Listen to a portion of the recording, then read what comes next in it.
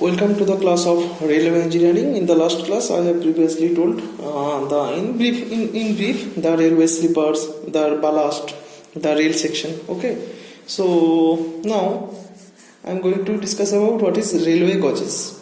Actually, what is railway gauges are? This is railway gauges.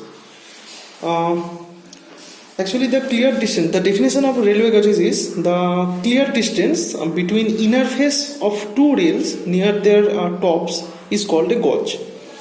And the choice of a gauge depends upon the intensity of the traffic, nature, and the topography as well as of the country and the speed of the train. Okay, the various gauges in Indian Railway are mainly actually three types. Number one is broad gauge.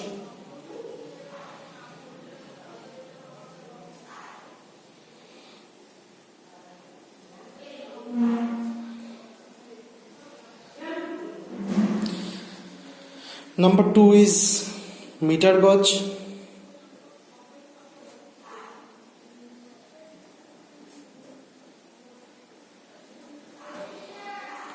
And number three is narrow gauge.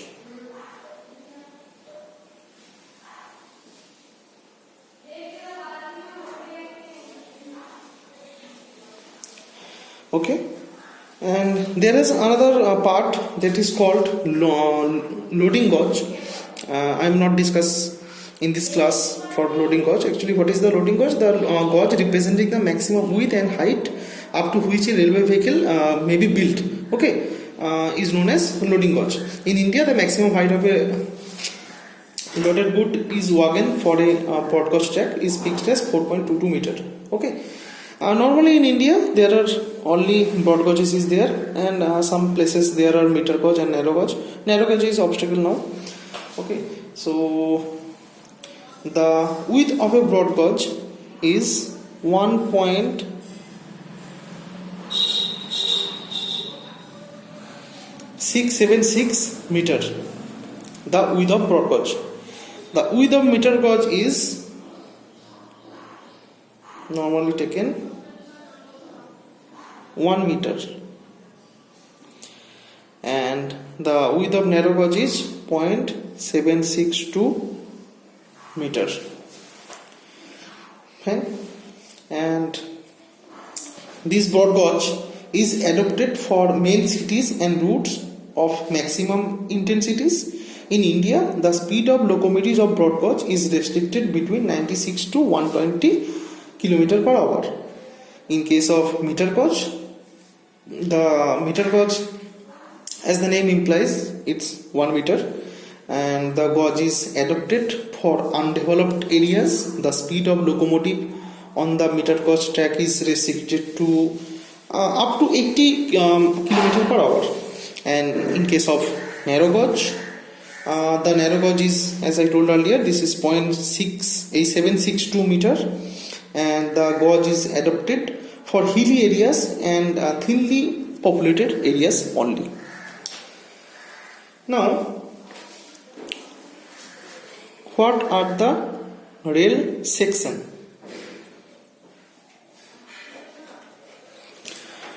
The rail section. The rails are continuous steel section laid along two parallel lines over sleeper. They form a suitable track for train and should be strong enough to bear the stress developed in the track due to wheel load, lateral load also, and other forces, as well as variation due to temperature changes. The rail section is designated by the mass per meter length. This is a very important matter. In some MCQ, the question is come.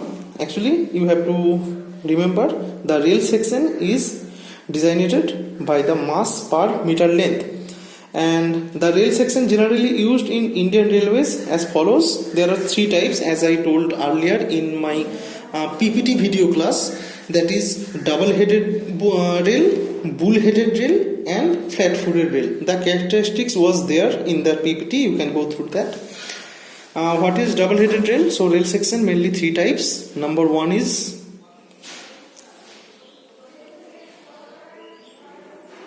double-headed rail.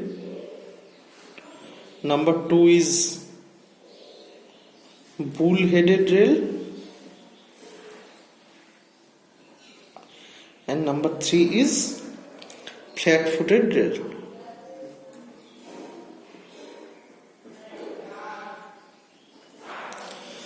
Okay, so what is double-headed rail? The double-headed rail was first designed in Indian Railways.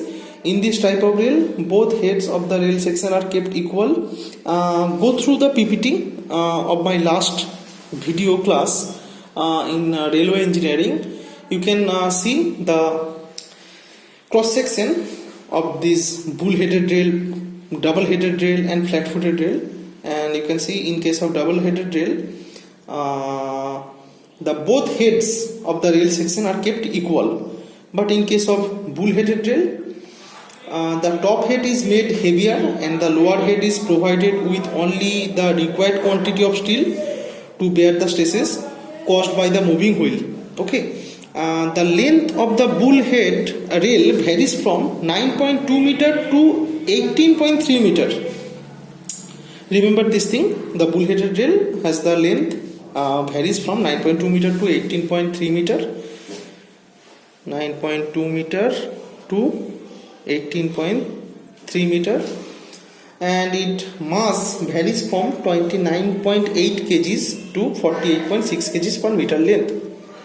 These rails maintain better alignment and can be removed and replaced very much easily. And what is flat-footed rail? From the figure you can see the top head is made slightly less than that of bull-headed rail, and the bottom is made flat-footed. Okay, and this rail was invented by Charles Vignol. This is some historical information that I am giving to you. Okay, now moving to the next part. What is length of rail? Length of rail. Indian Railways has adopted the following length of rail. For broad gauge, the standard length of the rail is 12.8 meter. Okay, so in case of broad gauge, the length is different. In case of meter gauge, the length is different. Okay, so in India, in case of broad gauge, the length is 12.8 meter. Okay, and in case of meter gauge, the length of rail is restricted 11.89 meter, and the standard rail lengths adopted in America, England, France and Germany are 11.89 meter, 18.30 meter and 24 meter and 30 meter respectively.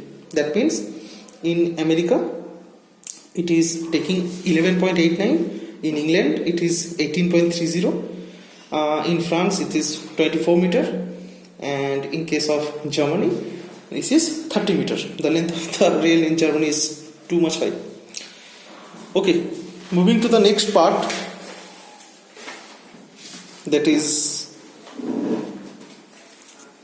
rail joints.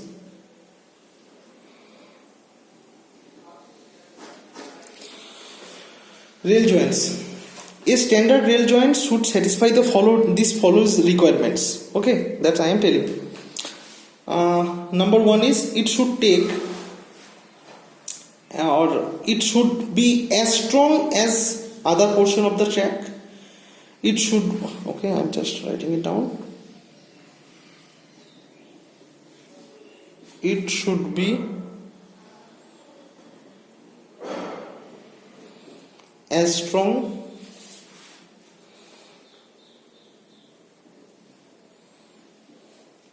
as other portion of the track. Number two, it should have just enough rail gap between the two rails. if you don't give the gap, you can normally see the buckling will be occur for expansion of rail. So number 2 point is it should have just enough rail gap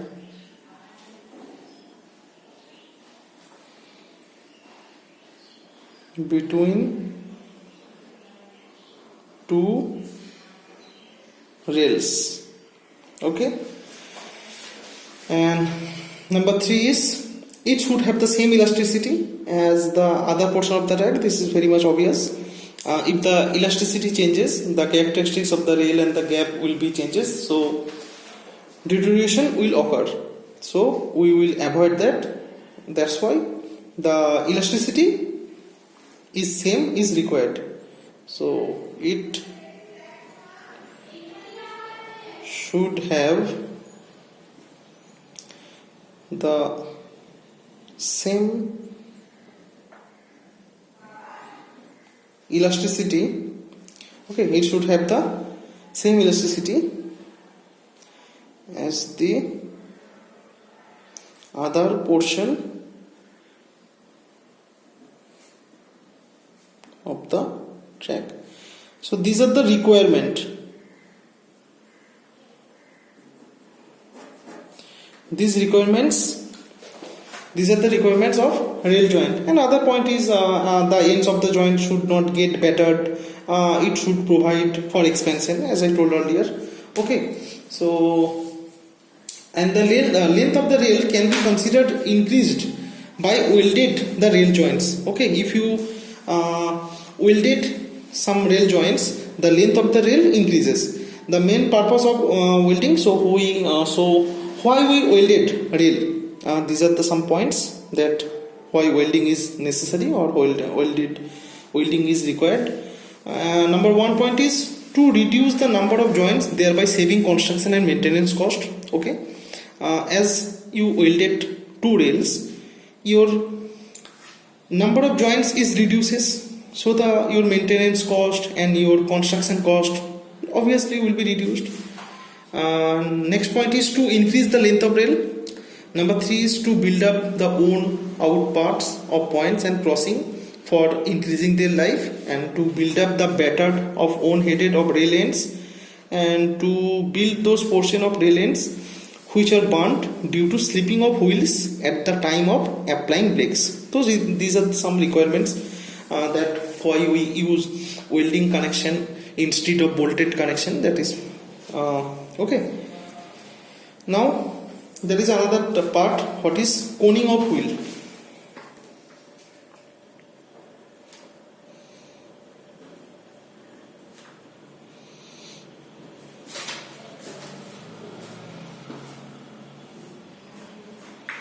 This is a very much important in your railway engineering syllabus. The art of providing an outward slope of 1 in 20 to the treads of wheel is known as coning of wheels.